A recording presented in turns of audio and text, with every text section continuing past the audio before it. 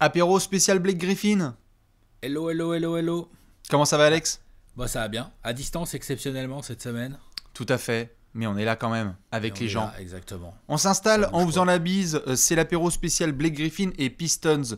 Les news ne sont pas forcément les plus chatoyantes, réjouissantes, mais il Confirme. fallait qu'on parle de ce sujet avec Alex et Bibi. Une petite pensée à Léonce évidemment, et à tous les copains et copines qui sont avec nous. Que vous soyez fan de Détroit ou pas, on va pouvoir décortiquer un petit peu ce qui s'est passé dans l'actu, mon cher Alex, puisque, si je ne dis pas de bêtises, il y a quelques jours, on a appris qu'il y avait d'un commun accord entre les Pistons et Blake Griffin la décision suivante: on va l'écarter, le joueur, du groupe en attendant de voir comment ça se passe par la suite. C'est vraiment un coup dur pour la carrière de Blake Griffin et pour la suite de Blake Griffin aux Pistons. C'est le Vosges, je crois, qui est sorti avec l'info, comme une info sur deux en NBA. Les Crédible. autres Une info infos sur deux étant crédible. envoyées par Shams Charania. Ouais. Oui, Franck Aizola, ça compte pas. Non. Non. Je prends Franck Aizola, mais j'aurais pu prendre un autre exemple. Vous fâchez pas les fans d'Enix. J'aurais pu prendre Tim Bontemps aussi. Pardon. Ou Brian Windhorst, évidemment. Vous avez le droit. Vous pouvez. Vas-y. Non, en plus, Tim Bontemps, je suis vache. Il est Non, plutôt petit propre. montant, ça va. Il est plutôt propre. Non, mais voilà, ça sort. Le clan de Blake qui s'est mis d'accord avec les Pistons. Il va plus jouer. On nous dit jusqu'à la fin de la saison, mais concrètement, ça veut dire quoi? Déjà, c'est pas jusqu'au play, enfin, c'est pas avec les playoffs inclus. Je pense que ça, on peut le dire. Ça, je crois qu'on peut le dire. Ça veut dire jusqu'à mi-mai. Mais ce que je veux dire par là, c'est quoi? Il est sur le côté pour faire jouer quelques jeunes. Alors, c'est vrai qu'il y a quelques jeunes à Détroit. Bon, Bien on sûr. va en parler, j'imagine. Bien sûr. C'est quoi? C'est un trade? C'est un buy-out? Bon, C'est tout il y a ça. ça déjà côté Pistons. Ouais. Et après, côté Blake, ça veut dire quoi? Parce que c'est vrai que Blake Griffin, on peut peut-être commencer par là. Depuis le début de saison, il joue. Il joue, Tout à fait. Il jouait quoi? Une vingtaine de matchs là. Il a joué 20 matchs. Il a joué 20 matchs à peu près 31 minutes par match. C'est ça, pour des statistiques qui, elles, sont en chute libre. C'est à peu près 12 Par points, contre, ouais. 5 rebonds et 4 passes de moyenne. Il y a plus que 11 tirs pris par match et la majorité est à distance. On va détailler tout ça. Moi, là, ce que je voulais mettre en avant en premier, c'est cette chute, parce qu'on en arrive là aujourd'hui, mais il faut forcément qu'on explique comment on en est arrivé là, parce qu'il y a en effet cette vingtaine de matchs, mais je pense que encore beaucoup de monde avait dans sa tête et dans ses souvenirs cette première saison que fait Blake Griffin à Détroit en sortie de transfert avec les Clippers. On avait vu quelques demi-matchs, et ensuite cette saison complète qui est une saison de All-Star. Il est monstrueux. Blake Griffin, c'est en 2018-2019, si je dis pas de bêtises. Il est très fort, il est en 25 points, ça prend du rebond, ça rentre du 3 points. Ouais. C'est là qu'on découvre, on se dit bordel, Blake Griffin, il s'est reconverti en shooter à 3. Voilà quoi, il a ajouté. C'était quand même une punchline en début de carrière, le shoot de Blake Griffin, c'est vrai. C'était le scouting report était clair, hein. Il fallait ouvrir le shoot extérieur, et là il met 50 points sur les Sixers de Joel Embiid en mettant des step back à 3 points. Ouais. Alors que là, disons qu'au niveau de la gestuelle, c'est toujours une punchline. Par contre, au niveau des pourcentages, tu ris de moins en moins. Quoi, ça va tu vois. mieux. Donc du coup, saison extraordinaire, c'est la saison 2018-19. ouais, je disais, là. Ouais. Et depuis, par contre, c'est chaud. C'est ça, Très, très chaud. c'est qu'on a eu cette sélection pour le All-Star Game, aucun problème, on aurait pu le mettre dans la discussion des meilleurs efforts de cette saison, et le premier tour de playoff se passe face à Milwaukee. Alors là, c'est vraiment une anecdote, puisque les Bucks Se passe. Voilà. T'es sympa. Ça passe. C'est un premier tour, c'est 4-0. Ça passe vite, hein. Ça passe très très vite. Ça passe très très vite, hein. Mais il y a un élément important dans cette série, et j'en parle. Pourquoi ? Parce que c'est notamment dans cette série qu'on voit Blake être blessé, certains matchs où on ne sait pas s'il va jouer, et notamment, ça paraît quasiment antique maintenant comme image, mais cette standing ovation, je savais même plus que ça existait ce terme, cette standing ovation de la part du public de Détroit, qui voit Blake Griffin sortir du match. Milwaukee a clairement gagné, mais c'est un petit peu le gladiateur qui sort du terrain après avoir tout donné dans la bataille, et il a une attelle qui fait la taille du 92, quoi. Non, mais clairement, il s'est blessé. Alors, est-ce que on est là en train de voir les conséquences de cette blessure-là? Est-ce que cette blessure-là est aussi une conséquence de toutes les précédentes? Parce que, c'était pas sa première, hein, Blake Griffin. On est d'accord. Blake, On rappelle, on parle d'un mec qui a raté la saison rookie parce qu'il a un genou niqué quand même. Bien sûr. Il a démarré pour sa deuxième saison. Il a été rookie de l'année, mais sa deuxième saison. Il n'a pas joué la première. Hein. Donc quand même, après des problèmes de genoux, de dos, enfin je veux dire Blake Griffin quoi. Et là, Blake Griffin, il discute avec Anthony Davis chez les collection, voilà, c'est ça. Il a une collection de blessures. Ouais. Et puis en plus avec son corps incroyable là de 2 m 068, 115 kilos minimum, une détente, mais genre c'est un marsupilami Blake Griffin à la base. Ah bah c'est un athlète, tout à fait, c'est un athlète extraordinaire parce qu'on voit des changements de direction qui sont énormes. En plus, on parle souvent de qualité athlétique, mais il y a une technique qui est hors norme, un ball handling qui est très efficace et développé dans l'Oklahoma. Donc, c'est ce qui lui permet d'avoir ce jeu très spectaculaire, mais qui va aussi lui causer des problèmes. Je veux dire, Blake, c'est intéressant que tu mentionnes sa saison rookie parce qu'on se souvient aussi de début de carrière où, à cause de ses posters et à cause des dunks qu'il met, ça devient la cible physique de ses défenseurs. On parle notamment de Zach Randolph et de Memphis, de Marc Gasol, de tous ces gars qui voulaient le tabasser et l'envoyer au sol, hein, Kendrick Perkins et le Thunder, parce que tu voulais pas te faire baptiser par ce mec, et on a vu souvent Blake Griffin au sol, quoi. Ouais, clairement. Il prend des coups, il en donne. Il a une masse absolument incroyable. Donc tu parles des contacts, mais même ne serait-ce que la réception. Je veux dire, c'est pas le même jeu que Niko Jokic, quoi. Ah bah non. C'est un jeu où tu prends un petit peu plus de risques, je trouve, pour tes genoux ou tes chevilles, bien évidemment. Et il n'est pas le premier surathlète comme ça qu'on voit dans la ligue, où on est là, on a les yeux pleins d'étoiles à chaque fois que le mec fait un highlight. Et par contre, un jour, ça craque. Et on est là, on fait bah ouais, en même temps, Amar'e Stoudemire, forcément, avec la détente qu'il a, tu comprends, à chaque fois qu'il retombe, bah là. Et non, mais complètement. Je mets Amar'e, mais il y en a d'autres. Non, mais c'est le Russell Westbrook. Tout à fait. Westbrook, après, on va voir parce que l'autre, c'est un malade mental, donc t'as l'impression qu'il peut continuer. LeBron James, ça marche pas. Non, ça marche pas. Mais Dwayne Wade est souvent l'exemple comme ça d'une décennie complète. Tout à fait. C'est une décennie complète de jeux ultra spectaculaires avec des retombées énormes sur ses chevilles et ses genoux, ses articulations.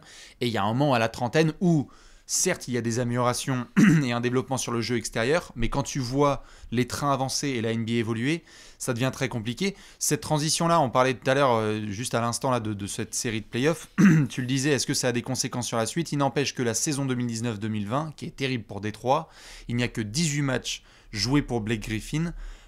C'est un petit peu une saison annonciatrice de ce qui va se passer par la suite. Que 18 matchs joués alors qu'ils coûtent très très cher, alors que Détroit essaye de se reconstruire. Ouais. Non, parce que il serait au minimum vet dans une équipe qui joue le titre. Pourquoi pas, hein ? Tu vois, là le truc, faut quand même le dire, tu vois, genre il se blesse tout le temps. Là, depuis le début de saison, il joue. Alors, la saison dernière, il a joué que 18 matchs à cause des blessures. Là, cette saison, il joue peut-être pas tous les matchs, mais il joue quand même pas mal, comme on l'a dit tout à l'heure. Sauf que le problème, et là je veux bien ton avis Bastien, moi des matchs des Pistons que j'ai regardés, non, ça fait de la peine. Dis donc, t'es d'accord ? On a l'impression de voir Dirk Nowitzki en fin de carrière là dans son farewell tour. J'exagère pas, hein. Bah un peu, mais un peu salaud parce que non mais parce que je vois ce que tu veux dire. En fait, c'est la chute physique qui est c'est une telle métamorphose dans le jeu de Blake, c'est-à-dire que quand on a vu un joueur évoluer autant dans un registre, de le voir. En fait, moi, ce qui m'a plus halluciné, c'est pas forcément le nombre de 3 points tentés ou le fait qu'il ait pas trop dunké, mais c'est qu'il y a des situations. Et là, je me suis dit, ok, on ne peut pas changer la nature d'un joueur comme ça, et c'est triste à voir. Mais c'est des situations où Blake Griffin part vers la raquette, et là, tu vois la terreur, en fait, à travers l'écran. C'est que tu vois qu'il va hésiter, et il va envoyer un espèce de semi-flotteur, plein de touchés, hein, mais il y a plus la flamme qu'il y avait dans ce joueur qui aurait pu foncer dans un mur pour finir en numéro 1 du top 10, quoi. Alors il y a ça, mentalement, mais pardon, je me suis mal exprimé, moi quand je pensais à dire que c'était pas à cause des shoots à 3 points, hein. C'est à cause des déplacements latéraux, à cause de comment il se déplace sur le terrain. Oui, c'est ça. Là, Blake Griffin, il fait mal au cœur, là. Ah ouais, bien sûr. Ça sûr. se voit. Genre, il fait ses minutes, c'est un joueur intelligent, comme tu viens de le dire, il a du toucher et tout. Il est capable de faire beaucoup de choses pour une équipe et de se rendre utile. Mais waouh! Non, là, c'est très très dur. Il y a eu pas mal de situations où, que ce soit physiquement ou mentalement, on est là, on dit il peut plus jouer en fait. Enfin, ou plus. Il peut plus jouer. En tout cas, il peut plus jouer au niveau d'attente qui est celui qu'on a eu jusque-là. Je pense que c'est ça aussi, parce que tu vois, on avait pu en discuter très rapidement, que j'avais fait un aller café sur la situation Blake Griffin, mais très rapidement parce que la news venait de tomber. Beaucoup de gens l'enterrent, et Alex, je te pose la question tout de suite. On peut pas non plus, certes il fait de la peine, et je suis totalement d'accord avec toi, mais on ne peut pas non plus enterrer un joueur comme ça qui, trop intelligent et technique, est capable de contribuer encore dans la NBA actuelle. Faut arrêter de déconner. Sa carrière n'est pas morte en NBA. Non, elle est pas morte, mais enfin... Ah ouais, toi, il a quel âge? Mais il a quel âge, Blake Griffin? Il a 31, 32? Un truc comme ça, non? Ouais. Voilà, bon, bah, il a 31, 32, il a l'air quand même là vraiment très abîmé physiquement et mentalement. Après, ça arrive, je sais pas. Non, mais je dis pas que ça n'arrive pas. Je dis juste que on me dit, je dis pas sa carrière elle est terminée, genre ça y est, de toute façon il a encore 1 an et demi de contrat déjà, donc voilà. Mais ce que je veux dire par là, c'est que sa carrière, il pourra peut-être continuer à jouer dans un rôle bien précis et tout, mais c'est même pas sûr. On va voir qui va éventuellement vouloir récupérer Blake Griffin. On va voir aussi lui, si tu lui donnes du temps, est-ce qu'il peut, à l'image de certains autres joueurs, petit à petit retravailler son physique et même après, s'il sera plus jamais le même athlète. Ça, je pense qu'on est tous d'accord là-dessus. L'athlète t'oublie. Le Marsu de 115 kilos, c'est fini. Par contre, il peut rester un joueur de basket honorable. Mais moi, j'en suis pas sûr. Je n'en suis pas sûr. Je veux bien voir... Non, je veux bien... Non, c'est juste que je vois beaucoup de gens l'enterrer, en fait, et me parler de Chine et de carrière terminée. Peut-être pas l'enterrer direct. C'est ça, moi, ça me choque. Mais ça pue. Ça pue très, très fort. Ouais, ça pue. 32 piges. Ça fait... Là, il a joué 18 matchs la saison dernière. Là, cette année, on est... T'es d'accord avec moi, Bastien? Là... Il peut pas, c'est chaud là. Non mais bien sûr que c'est chaud, je dis pas le contraire, mais on a combien de fois, on a vu aussi des garçons comme ça, All-Star, qui avaient des grosses capacités athlétiques, où on les a vus, où ça nous a fait une peine énorme, et où après, en prenant le temps, en traversant un putain de désert, et c'est peut-être ce qui attend Blake Griffin, mais en traversant un désert, tu te retrouves dans une situation quelques mois ou années plus tard, où en fait, on a changé notre regard sur toi, on a changé nos attentes, tu t'es refait une image, reconstruit un nouveau rôle, et en fait tu contribues vachement bien dans une équipe qui peut être compétitive. Moi je vois pas comment Blake de 32 à 35 ans pourrait être un mec, je veux dire Blake Griffin pourrait être un mec en sortie de banc. On va pas me dire qu'il pourrait pas être en sortie de banc en NBA aujourd'hui, il faut arrêter de déconner. Non, c'est pas ce que je dis. Je dis il faut voir dans quel état physique il est là. Oui. Parce que pour qu'il y ait eu cette discussion là entre les Pistons, je veux bien ton avis. Pourquoi il y a cette décision, donc apparemment d'un commun accord, entre les Pistons d'un côté et Blake Griffin, enfin le clan Blake Griffin de l'autre? Pourquoi? Quelle est la raison? Je veux bien... Pour plein de raisons. Je pense que je suis pas le seul qui est intéressé de savoir bien sûr. Les raisons de ça. Je pense qu'il y a plusieurs raisons. La première, c'est évidemment du côté de Détroit, on est sur une reconstruction. Et donc, il y a 1 an et demi, la photo sur les tickets, c'était Reggie Jackson, Blake Griffin, Andre Drummond.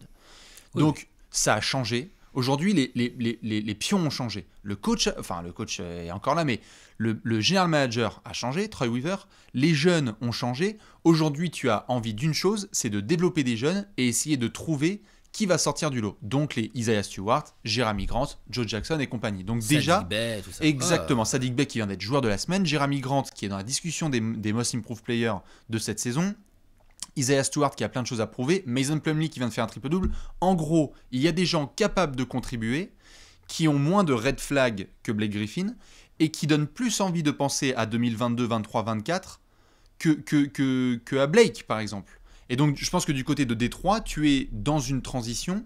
Et donc, la première raison, moi, je pense que c'est du côté de Détroit, tu te dis, tu ne fais plus partie de nos plans. On vient de transférer Derrick Rose, tu ne fais plus partie de nos plans, donc trouvons. Mais pourquoi tu ne le fais plus jouer?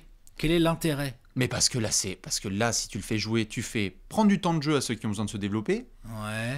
Que c'est pas non plus le Blake Griffin du coup le plus efficace qu'il y a sur la terre, parce que je pense qu'on est d'accord. Personne te demande de le faire jouer 30 minutes. Le fameux Blake Griffin dont tu parles là en sortie de banc, il peut leur servir aux Pistons quand même. C'est pour ça que je pose la question. Tout à fait. Et pourquoi il y a cette annonce là, cette décision avec cette annonce en fait. Eh bien peut-être aussi que du côté de Détroit, je sais pas s'ils ont proposé à Blake d'avoir un rôle comme ça, mais est-ce que Blake est aussi prêt, là, physiquement, moralement, mentalement, d'être dans une situation où il switch son rôle comme ça. Et justement, quelle est la réaction de Blake, à ton avis? Genre, T'es Blake Griffin, c'est quoi ton ressenti? Parce qu'on parle bien d'un commun accord, et je suis plutôt du genre à le croire là-dessus. Blake, c'est un super coéquipier. Bah donc si c'est un super coéquipier et que son coach vient lui dire écoute, et avec le staff médical, genre c'est un peu chaud, c'est un peu tendu, t'as vu Saddiq Bey vient d'être joueur de la semaine, t'as vu Jeremy Grant comment il se développe, enfin tu vois bien toutes les situations sportives côté Pistons, genre voilà Blake Cooney, ce qui serait bien en fait c'est que tu nous donnes 18-20 minutes en 7e ou 8e homme. Est-ce qu'ils en ont vraiment envie de ça? C'est pas ça. Je pense pas, je pense même alors, pas. S'ils en ont pas envie de ça, faut le trader vite là, ou faut le buy-out, parce qu'en fait je sais pas, enfin, quel est l'intérêt de faire une annonce comme ça, genre Blake Griffin ne jouera plus? J'ai un peu du mal à comprendre l'intérêt de l'annonce.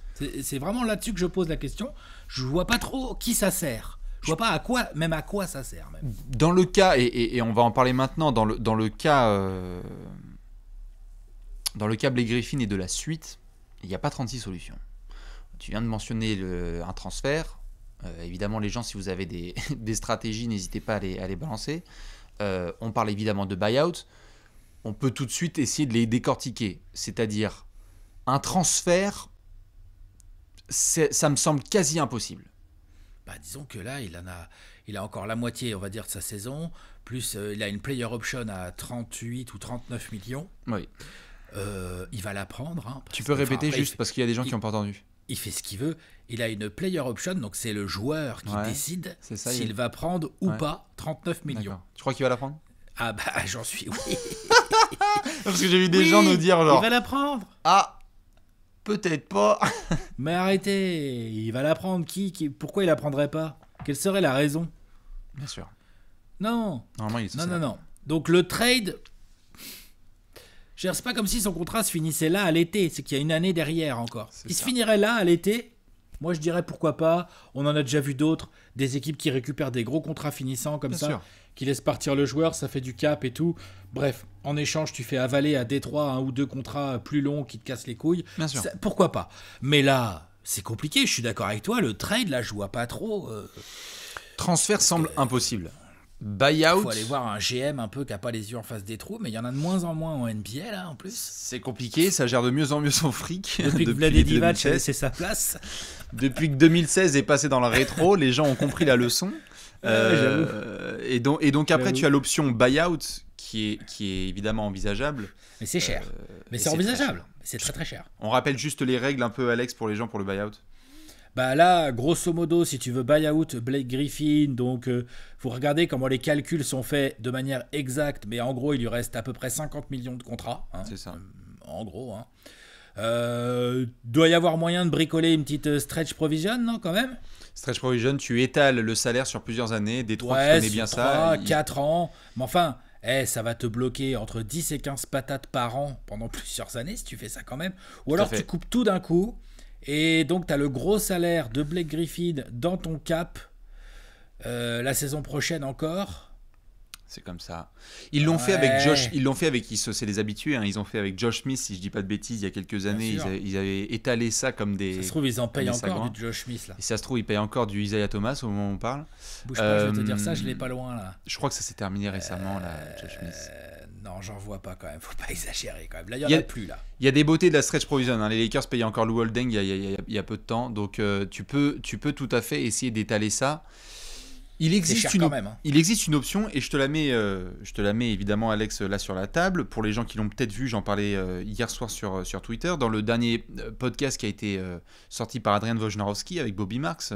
Bobby Marks, spécialiste du cap space et de tout le salary cap en NBA.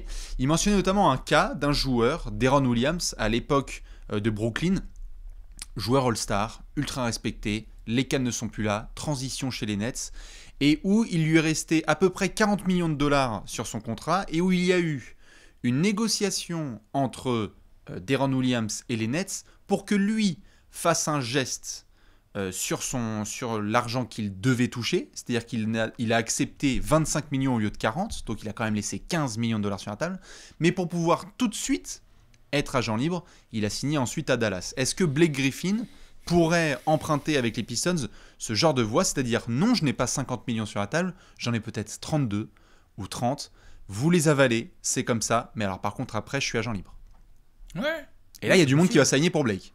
Ouais, c'est possible. Si derrière, si tu peux avoir Blake Griffin au minimum vétéran, on en parlait tout à l'heure, je pense que tu peux potentiellement le mettre dans ta rotation. Tout à fait. Encore faut-il voir dans quel état physique il est réellement. Vraiment. Je veux pas faire mon défaitiste, mais vraiment, moi, j'ai été frappé par les galères de mobilité de Blake depuis le début de saison, je trouve. Oui, même depuis 1 an et demi. Je parle même pas d'explosivité ou quoi, hein. Attention, qu'on soit bien clair, hein. Je parle vraiment de... Non, là, il joue pour jouer.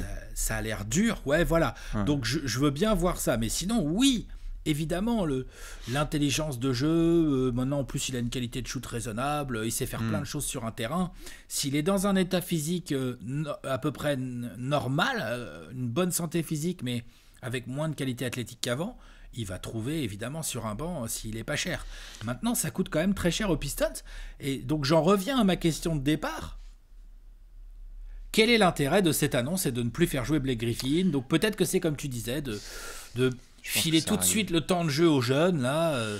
Éventuellement, je sais pas, mais tu vois, je suis quand même surpris de ça. Le seul timing que je peux trouver, c'est que la trade deadline, elle approche. Et que dans l'éventualité où il peut y avoir un transfert, même si on est d'accord qu'on est plus proche des 0% que des 90% qu'il y ait un transfert, l'éventualité qu'il y ait un transfert, tu te gardes cet espace-là, cet espace de quelques jours, quelques semaines où tu peux réaliser des transferts. Parce que si l'annonce elle est faite dans 3 semaines, bah, c'est dans ton cul. Hein. Tu peux pas, t'es obligé de garder Blake Griffin et c'est comme ça. Tu peux tout à fait te retrouver dans des situations. Et encore une fois, tu l'as dit, il y a de plus en plus de managers qui sont intelligents, donc c'est compliqué de leur mettre à l'envers. Mais tu peux avoir Carmelo Anthony avec les Hawks. Merci, prenez sa dernière année. Vous nous envoyez juste un gars comme ça et on se démerde. Et peut-être qu'il y a des équipes comme ça qui peuvent encore absorber des gros contrats comme ça, mais c'est très compliqué. D'autant plus que Alex, si je dis pas de bêtises, quand on doit se séparer d'un joueur comme ça, souvent, il faut y coller un petit bonbon, un petit pic de draft, un petit quelque chose pour faire avaler la pilule. Et alors là, Détroit, en pleine reconstruction, de lâcher un pic. Ah, mon pote, là, pour te débarrasser de Troy Weaver, Griffin dans un trade, va falloir lâcher des trucs avec. Hein. Ouais. Ça, c'est sûr et certain, personne va te prendre ça. Hein. Et je sais pas si Troy Weaver peut lâcher un pic, quoi. Donc c'est... Mais non. Et du coup, je vois pas l'intérêt. J'arrive pas à... Bah, tu vois quand même l'intérêt des 3 semaines où tu peux faire un potentiel transfert, quand même. Ouais, mais il peut jouer. Pourquoi il jouerait pas? Ou alors c'est qu'il peut pas jouer. Ou alors c'est que t'as envie de faire jouer quelqu'un d'autre. Moi, je pense que la raison, pour le coup, là, elle est... Il y a le côté transfert et tout, mais il y a aussi le côté, comme tu disais tout à l'heure, le côté sportif. C'est-à-dire que les mecs se disent, bah, tu sais quoi, niquer pour niquer, il va rester en costard et on va faire jouer Saddiq Bey, Jeremy Grant et comment... Isaiah Stewart, bon, c'est plus un pivot. Hein, mais... Oui, non, mais le secteur intérieur, en tout cas, il est keblo. Même Sekou Doumbouya, hein, on n'en parle pas, mais bon. Sekou, tout à fait. Sekou, si tu as envie de le faire jouer aujourd'hui, tu regardes Blake, tu fais. Bon, bah. Mais je comprends, en soi, c'est surprenant de se dire. C'est le côté un peu shutdown qui fait mal. C'est de dire, tu ne rejoues plus. Ça se trouve, il y a une blessure. Hein. Et si ça se trouve, et je pense que c'est fort probable, c'est qu'à mon avis, les mecs se sont retrouvés, ils ont fait attends, fais voir tes radios. Oh putain, sors les lunettes. Pas tout à fait guéri, tu vois, genre, ou pas tout à fait bien remis. C'est possible aussi, hein.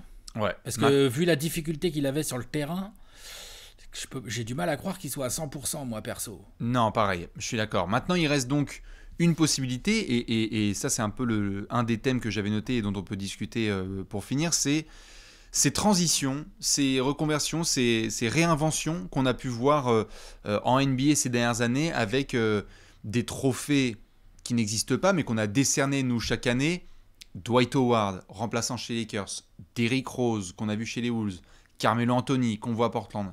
Est-ce que Blake va ajouter son nom à cette liste de joueurs anciens All-Stars qui sont capables de retrouver un rôle en sortie de banc et d'être respectés à nouveau en NBA ? C'est des transitions principalement mentales, c'est-à-dire c'est le joueur qui doit l'accepter et bien l'accepter pour ensuite être efficace dans son rôle. Ce que Melo a eu beaucoup de mal à faire, ce que Dwight Howard a eu beaucoup de mal à faire, ce que Derrick Rose a fait de manière assez naturelle, je trouve. Pour un ancien MVP, Derrick Rose, il a pas... Ouais, c'était pas tout à fait le même mood. Ouais, non, c'était un mood, je trouvais, un peu plus collectif, on va dire. Sûr. Je trouve que Blake rentrerait plus dans le délire à la Derrick Rose, moi, personnellement. Pareil. En plus, Blake comme il a déjà vécu pas mal de blessures, il a déjà commencé, comme on en a parlé dans cette émission, à réinventer un petit peu son jeu. On a dit qu'il était devenu de plus en plus un shooter, un peu plus un passeur et tout. Il va moins en contact et tout. Ce qui est très important souvent quand tu dois réinventer ton rôle. Je veux dire, Melo, par exemple, c'est magnifique ce qu'il fait avec les Blazers. Mais ça a surtout été de l'acceptation mentale pour lui. Il joue comme le Melo d'avant. Il est moins athlétique, attention, c'est pas ce que je dis. Mais juste, sûr. Il joue le même genre de jeu, quoi. Genre le même genre de jeu, de l'ISO, il shoot bien, il est en catch and shoot, il est intelligent. Non, ça reste sûr. Le même Melo. C'était une acceptation de la fin d'un monde passé, oui, pour lui. Ouais, exactement. Dwight, c'était beau aussi ce qu'il a fait, parce qu'il a accepté le banc des Lakers et tout. Ouais. Il a accepté de devenir un role player uniquement défensif alors en attaque, Dwight, je veux dire, les Lakers lui ont pas filé un seul ballon, c'était pas le but, tu vois, genre. Ils ont filé limite plus à McGee. Donc, non, c'était intéressant aussi. Moi, je pense que Blake Griffin, il peut se réinventer. Je maintiens juste que je suis vraiment inquiet au niveau physique. Ouais, c'est sûr. Je suis inquiet. En tout cas, si on se base sur ce qu'on a vu cette saison et ces derniers mois, il y a de quoi être très très inquiet parce que ça grince en fait. Il n'y a pas besoin d'être à Détroit pour entendre que ça grince très très fort et qu'il faut un niveau de kilos de glace là. Je pense que c'est le Groenland qu'il faut lui mettre dans le vestiaire tous les soirs tellement il doit haïsser ses genoux tous les jours. Ça doit être vraiment difficile pour lui et c'est chiant parce que tu en parlais à l'instant au niveau des transitions. Il a pu avoir des haters, Blake Griffin, et c'est comme ça. Mais c'est quand même ça a toujours été un good guy. Ça a toujours été un mec assez apprécié quand même. Il y a certains qui mentionnaient à l'instant, enfin ces derniers jours, s'il pouvait faire un comeback chez les Clippers, alors qu'on a vu ce qui s'était passé avec Steve Ballmer. Mais il a quand même, Alex, je pense que tu es assez d'accord là-dessus, mais tu vas me dire, il a quand même une image de bon coéquipier et de bon gars, Blake. Donc on lui souhaite ça aussi. Oui. Autodérision, gars rigolo, tu vois, genre, non, je suis d'accord, je pense que, vraiment, pour moi, c'est le physique qui va décider. Est-ce que Blake Griffin, il peut jouer sans donner l'impression de tracter une charrue, comme là on a depuis le début de saison, ou pas? Si oui, moi je te rejoins complètement, il va trouver une place sur un banc, une bonne place avec des vraies minutes, tu vois, à la Melo, là, à la Derrick Rose et tout, sans problème. Si, par contre, ce shutdown est aussi là pour faire d'autres examens médicaux, on ne sait pas trop ce qui se passe exactement, mais s'il y a encore des loups athlétiques, physiques, musculaires ou genoux, ou ce que tu veux, faut faire gaffe parce que... t'as parlé d'Amaris Stoudemire, c'est ce qui s'est passé notamment, c'est qu'on a vu un gars qui, alors qu'il sortait de saison de candidat MVP en début de décennie, quelques années plus tard, c'était direction il n'est jamais vraiment revenu. Il n'est jamais revenu, tout à fait. Tu vois, donc faut faire gaffe. Et il n'était pas si vieux que ça, le Stoud. Ah ouais, on est dans ce même range. Donc faut faire gaffe. Puis il faut faire gaffe mentalement aussi comment le joueur digère tout ça parce qu'on n'en parle pas souvent, mais oh là là, ça doit être tellement l'enfer dans le crâne de Blake là, le pauvre. Tu vois, genre on demandera l'avis à Draymond Green, comme on dit très bien dans le jargon, et à Dwayne Wade pour voir ce qui se passe au niveau du mental des joueurs et si c'est pris en compte par la NBA. Sur ces magnifiques paroles, évidemment, je te laisse le mot de la fin pour Monsieur Blake Griffin. Écoute, franchement, grosse prière pour lui. J'espère que c'est pas physique, j'espère que c'est juste une histoire de pognon, de trade et de rotation, auquel cas il nous retrouvera un petit club bientôt. Allez, on y croit. Je suis assez d'accord, on vous fait évidemment plein de bisous. Dites-nous, vous, quand vous voyez la suite, déjà pour Blake Griffin, pour les Pistons aussi, qui sont en train de réaliser un début de saison pas tout à fait mauvais vis-à-vis du développement des jeunes. On se retrouve très vite pour d'autres petits apéros, dont un ce soir, si je ne dis pas de bêtises. À tous. Ciao. Ciao.